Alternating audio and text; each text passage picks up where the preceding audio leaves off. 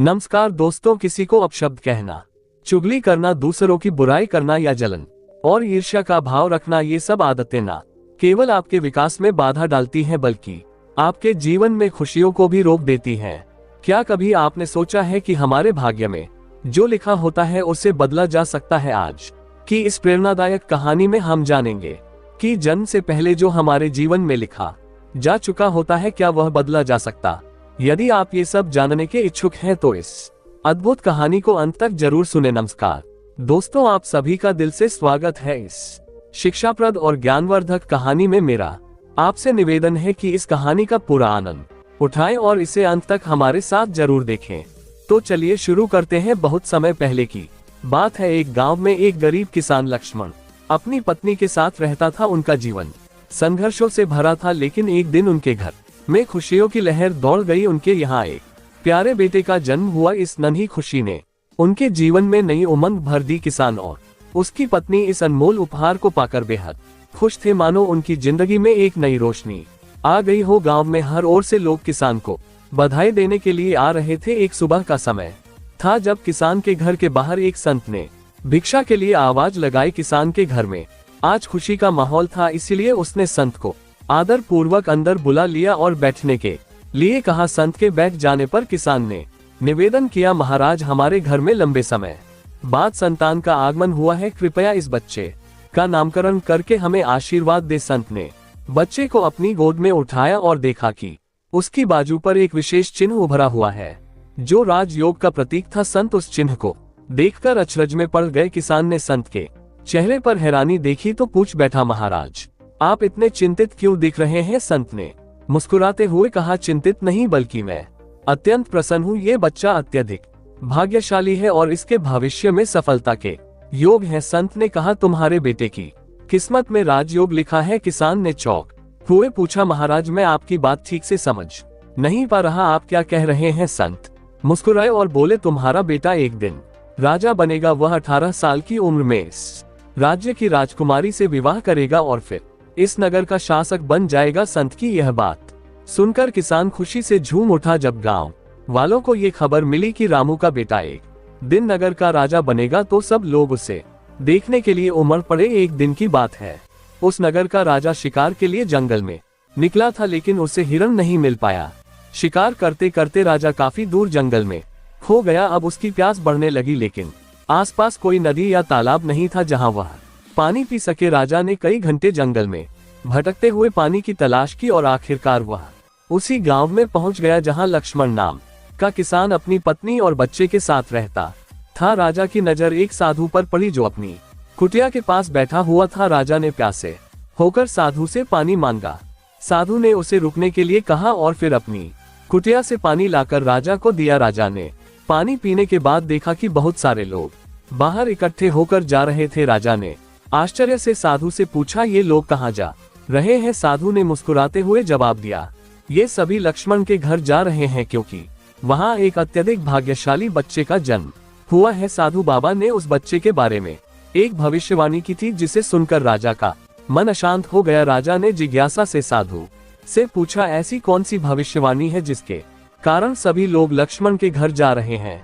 साधु ने कहा, साधु बाबा ने भविष्यवाणी की है कि जब लक्ष्मण का बेटा 18 साल का होगा तो वह इस राज्य के राजा की पुत्री से विवाह करेगा और बाद में वह इस राज्य का शासक बनेगा। राजा ये सुनकर चौंक गए और बहुत क्रोधित हुए। उनका मन ये सोचने लगा कि एक साधारण किसान का बेटा कैसे उनकी पुत्री से विवाह कर सकता है और राज्य का शासक बन सकता है। राजा राजेश ने संत से कहा, संत जी, मैं इस राज्य का राजा हूँ, आप क्या सोचते हैं मैं एक साधारण किसान के बेटे के साथ अपनी बेटी की शादी कर दूंगा? संत ने शांत स्वर में उत्तर दिया, राजेश, जो इस बच्चे के भाग्य में लिखा है उसे कोई नहीं बदल सकता।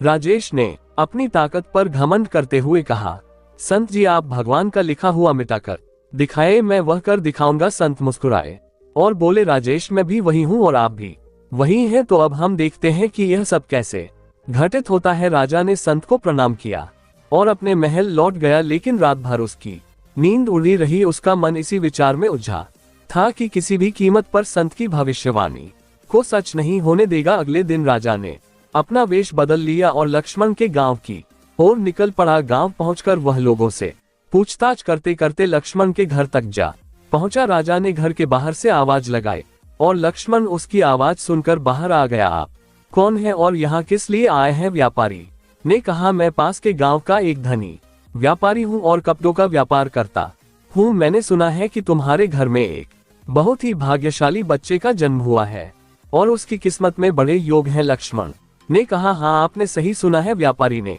मुस्कुराते हुए कहा, अगर आप बुरा ना माने तो एक बात कहूँ। लक्ष्मण ने सहमति में सिर हिलाया। व्यापारी ने प्रस्ताव रखते हुए कहा, क्या तुम अपना बच्चा मुझे दे सकते हो? इसके बदले में मैं तुम्हें बहुत सारा धन दूंगा। धनी व्यापारी ने लक्ष्मण से कहा, मैं ना केवल तुम्हारे बच्चे को धन दूंगा बल्कि उसकी पूरी देखभाल भी करूंगा। लक्ष्मण की पत्नी ने तत्काल उत्तर दिया, नहीं व्यापारी जी, मैं अपना बच्चा आपको नहीं दे सकती। इस पर व्यापारी ने जवाब दिया, तुम्हारी स्थिति एक साधारण किसान की है, क्या तुम वाकई अपने बच्चे का भविष्य संवार सकते हो? लक्ष्मण ने गहरी सोच में पढ़ते हुए कहा, शायद आप सही कह रहे हैं, हम इसके लिए सक्षम नहीं है। लक्ष्मण की बात सुनकर उसकी पत्नी ने भी सहमति जताते हुए कहा, ठीक है व्यापारी जी, हम आपके भरोसे अपना बच्चा सौंपने के लिए तैयार हैं। धनी व्यापारी ने लक्ष्मण से वादा करते हुए कहा, मैं इस बच्चे का पालन पोषण करूंगा, लेकिन जब यह 18 साल का हो जाएगा तब इसे तुम्हारे पास लौटा दूंगा। लक्ष्मण ने संतोष से सहमति में सिर हिलाया और व्यापारी ने बच्चे को अपने साथ ले लिया। व्यापारी बच्चे को लेकर एक गहरी नदी के किनारे पहुंचा। उसने सोचा कि वह इस बच्चे को नदी में छोड़ देगा ताकि उसकी कहानी वहीं समाप्त हो जाए, लेकिन जैसे ही उसने बच्चे का मासूम चेहरा देखा उसका मन विचलित हो उठा और उसे बच्चे को छोड़ने का साहस नहीं हुआ। काफी सोच विचार के बाद व्यापारी ने एक मजबूत लकड़ी का बक्सा लिया और बच्चे को उसमें रखकर उसे नदी में बहा दिया। व्यापारी ने सोचा कि यह बक्सा नदी के गहरे पानी में जाकर डूब जाएगा और बच्चा वहीं खत्म हो जाएगा। ये सोचकर व्यापारी निश्चिंत होकर अपने घर लौट गया, यह मानते हुए कि अब इस बच्चे का कोई भविष्य नहीं है और उसकी बेटी के साथ इसका संबंध कभी नहीं बनेगा। उधर वह बक्सा नदी के बहाव में बहते बहते किनारे पर आ पहुंचा। नदी के किनारे पर एक संपन्न व्यापारी सूर्य को जल अर्पित कर रहा था। तभी उसकी नजर बहकर आए एक संदूक पर पड़ी। जिज्ञासा में आकर उसने संदूक खोला और उसमें एक मासूम बच्चे को देखकर आश्चर्य चकित रह गया। संयोगवश उस व्यापारी के खुद के कोई संतान नहीं थी। व्यापारी बच्चे को अपने घर ले गया, जहां उसकी पत्नी ने बच्चे को देखकर खुशी जताई। उसने अपने पति से पूछा कि यह बच्चा कहां से आया है। व्यापारी ने उसे बताया कि कैसे ये बच्चा नदी में बहता हुआ मिला। दोनों ने बच्चे को अपनी संतान मानकर स्वीकार कर लिया और भगवान को धन्यवाद दिया। अब वह बच्चा व्यापारी के घर में पलने लगा और व्यापारी ने उसका नाम विजय रखा। समय बीतता गया और धीरे धीरे 18 साल बीत गए। विजय एक अत्यंत समझदार और बुद्धिमान युवक बन चुका था। एक दिन जब विजय अपने शिक्षक से शिक्षा प्राप्त कर रहा था, शिक्षक ने उससे कुछ कठिन प्रश्न पूछे। विजय ने तुरंत ही उनका सही उत्तर दे दिया। ये देख शिक्षक ने विजय की प्रशंसा करते हुए कहा, तुम अत्यंत होनहार हो विजय, तुम्हारे भी महान बनने की पूरी क्षमता है। विजय की बुद्धिमत्ता देखकर शिक्षक बहुत प्रसन्न हुआ। उसी समय वहां से वही राजा गुजर रहा था जो किसी दूसरे राज्य के कार्य से जा रहा था। राजा ने विजय को देखा और उसकी बुद्धिमत्ता से प्रभावित होकर वहीं रुक गया। उसने विजय से पूछा, बेटा तुम कौन हो, कहाँ रहते हो और तुम्हारे पिता का नाम क्या है? विजय ने विनम्रता से कहा, महाराज मैं से धनराज का पुत्र हूँ। ये सुनकर राजा वहां से चला गया अपने कार्यों को निपटाने के बाद। राजा जब वापस आया तो वह सीधे सेठ धनराज के घर पहुंचा और उनसे मिलने के लिए कहा। व्यापारी धनराज ने राजा से विनम्रता से कहा, महाराज मेरा बेटा बेहद समझदार और बुद्धिमान है, लेकिन सच कहूं तो वह मेरा अपना खून नहीं है। मैंने उसे केवल पाला है, लेकिन वह मेरे लिए बेटे से भी बढ़कर है। राजा ने आश्चर्य से पूछा, तो ये लड़का आपका असली पुत्र नहीं है, फिर यह आपको कहाँ से मिला? इस पर धनराज ने पूरी कहानी सुनाई कि कैसे उसे एक दिन नदी में बहते संदूक में ये बच्चा मिला था और कैसे उन्होंने उसे अपने पुत्र की तरह पाला है। जब राजा ने व्यापारी धनराज की बात सुनी तो वह चौंक उठा। राजा समझ गया था कि यह वही बच्चा है जिसे उसने 18 साल पहले नदी में बहा दिया था। राजा और धनराज अब भी बातचीत कर ही रहे थे कि उसी समय वह लड़का वहां आ गया। राजा ने उसे देखा और धनराज से कहा, व्यापारी जी मुझे एक आवश्यक कार्य से जाना है। यदि आप अपने बेटे के हाथों मेरी यह चिट्ठी महारानी तक भिजवा देंगे तो मैं उसे सोने की 50 मोहरे इनाम में दूंगा। लड़के ने राजा की बात सुनकर कहा, जी महाराज, मैं आपकी चिट्ठी अवश्य ही रानी तक पहुंचा दूंगा। राजा ने चुपचाप चिट्ठी में एक गुप्त संदेश लिखा, उस पर अपनी मुहर लगाए और उसे लड़के को सौंपते हुए कहा, बेटा ये चिट्ठी रानी तक सही सलामत पहुंचा देना। लड़के ने चिट्ठी ली और अपनी यात्रा पर निकल पड़ा। रास्ते में चलते चलते वह एक घने जंगल में पहुंच गया जहां अंधेरा हो गया और वह दिशा भटक गया। रात होने पर उसने वहां रुकने और रात बिताने के लिए कोई सुरक्षित जगह तलाशने की कोशिश की। तभी उसकी नजर एक झोपड़ी पर पड़ी और उसने सोचा, यहीं रात गुजार लेता हूँ। ये सोचकर वह धीरे से झोपड़ी के पास पहुंचा और अंदर चला गया।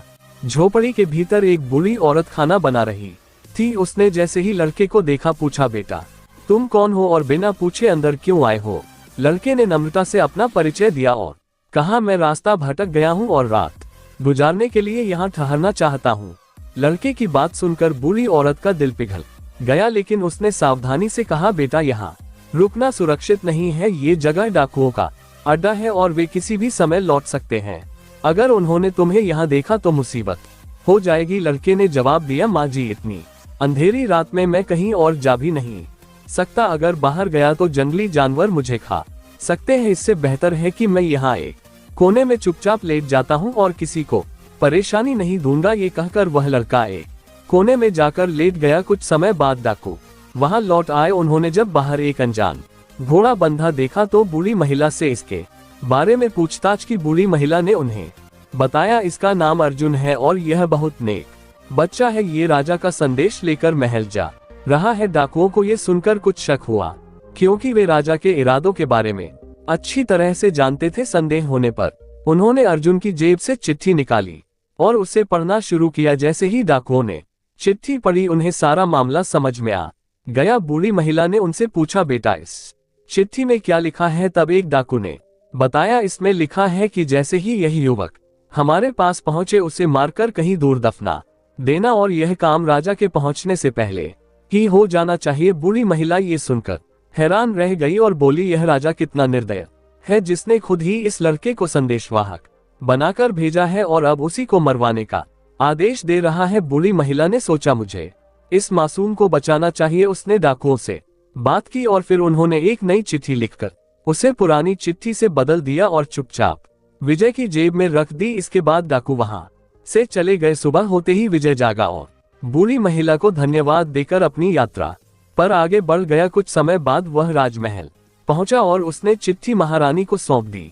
महारानी ने चिट्ठी पढ़ी तो उसमें लिखा था कि यह युवक अत्यंत बुद्धिमान और योग्य है और यह राजकुमारी के साथ विवाह करने के लायक है, इसलिए मेरे आने से पहले ही इसका विवाह राजकुमारी के साथ कर दिया जाए। महारानी यह पढ़कर हैरान रह गई और सोचने लगी कि आखिर महाराज किसी अज्ञात युवक के साथ राजकुमारी का विवाह कैसे तय कर सकते हैं। लेकिन जब उन्होंने देखा कि चिट्ठी पर राजा की मोहर लगी हुई है तो उन्हें विश्वास करना पड़ा कि यह युवक झूठ नहीं बोल रहा। महारानी ने राजा के आदेश का पालन करते हुए राजकुमारी का विवाह उस युवक से कर दिया। कुछ दिनों बाद जब राजा लौटा और उसे यह बात पता चली तो वह क्रोध से आग बबूला हो गया। उसने महारानी से कड़क आवाज में पूछा, तुमने ऐसा क्यों किया? महारानी ने शांत स्वर में उत्तर दिया, महाराज, जैसा आपने चिट्ठी में आदेश दिया था मैंने वैसा ही किया। राजा ने तुरंत महारानी से कहा, मुझे वह चिट्ठी दिखाओ। जब महारानी ने चिट्ठी राजा को दिखाई तो राजा ने उसमें लिखा हुआ कुछ और ही पाया। ये देखकर राजा का गुस्सा बढ़ गया और उसने अपने सैनिकों को आदेश दिया, जाओ उस युवक को पकड़कर मेरे सामने लाओ। सैनिक तुरंत गए और विजय को पकड़कर दरबार में ले आए। क्रोध से भरे राजा ने विजय से कहा, तुमने छल से मेरी पुत्री से विवाह कर लिया, परंतु मैं तुम्हें अपना दामाद स्वीकार नहीं करूंगा। विजय ने विनम्रता से उत्तर दिया, महाराज, मैंने कोई छल नहीं किया, मैं निर्दोष हूँ और आपकी आज्ञा का पालन ही किया है। राजा ने विजय की बात सुनकर कहा, तुम मुझे मूर्ख बनाने की कोशिश कर रहे हो, लेकिन मैं तुम्हें अपना दामाद स्वीकार नहीं करूंगा। तभी एक सैनिक ने आकर राजा को सूचित किया, महाराज, बाहर एक संत आए हैं और वे आपसे तुरंत मिलना चाहते हैं। राजा ने संत को अंदर बुलाने का आदेश दिया। संत के प्रवेश करते ही राजा ने उठकर उन्हें प्रणाम किया और विनम्रता से उनके आगमन का उद्देश्य पूछा। संत ने कहा, राजन, ऐसा लगता है कि तुमने मुझे पहचाना नहीं। राजा ने विनम्रता से कहा, नहीं महाराज, मैंने आपको नहीं पहचाना। संत ने मुस्कुराते हुए कहा, राजन, मैं वही व्यक्ति हूँ। फुल जानकारी के कमेंट करें और चैनल को सब्सक्राइब करें। धन्यवाद।